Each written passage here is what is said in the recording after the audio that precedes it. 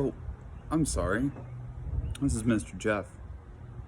This is our pizza party, dedicated to the 6th grade class at Grimway Academy Shafter. This lesson is fun. It's good stuff. You're gonna like it. You're gonna enjoy it. Anytime we get to make some pizza is a pretty special time. So I'd like you to join in with me today to enjoy this fantastic ESY pizza dough recipe. It's real simple, real quick, real easy, and you can enjoy a great meal together with the family. So let's get started. The ingredients we're going to need today include salt, all-purpose flour, yeast, granulated sugar, olive oil, and water.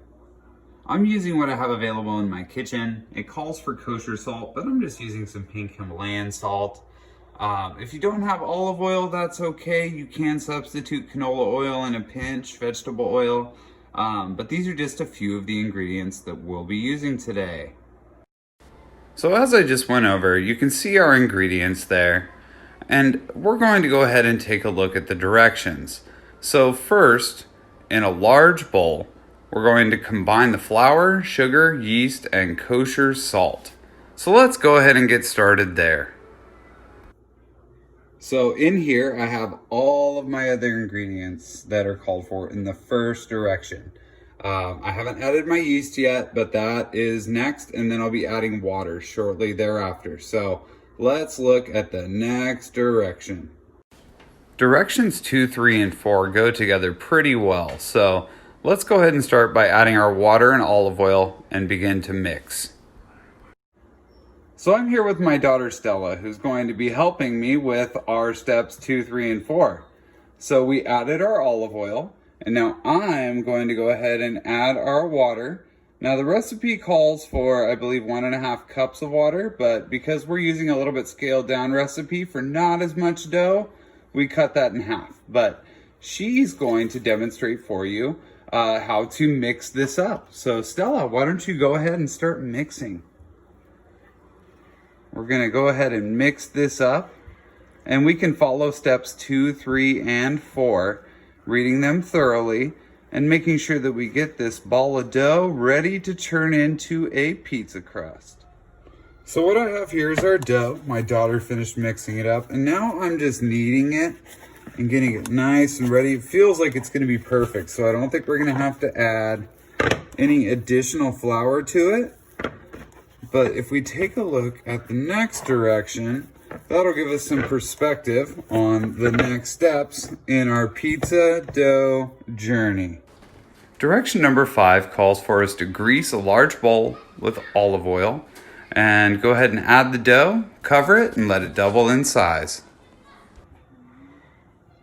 So I went ahead and added some of our olive oil here to the bowl, just around the edges.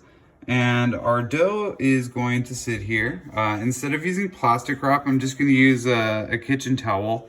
But our dough is gonna go ahead and rest and double in size.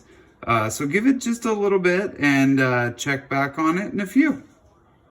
So after about 1 hour of rise time, we're gonna go ahead and turn our dough into a real life pizza.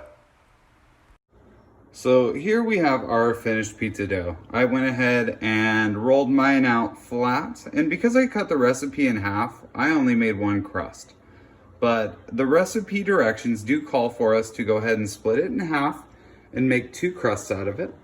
Now you can roll your crust out however you'd like, whether you prefer your pizza square or round, and make them as thick or as thin as you'd like. So this works great for kind of just a regular, not quite thin crust pizza, but give yourself about 12 minutes in the oven and you've got yourself a wonderful, delicious pizza. You can top it with your favorite pizza or pasta sauce and a cheese and toppings of your liking. I hope you get a chance to make this recipe with your families. And like I said, this is for our 6th graders here at Grimway.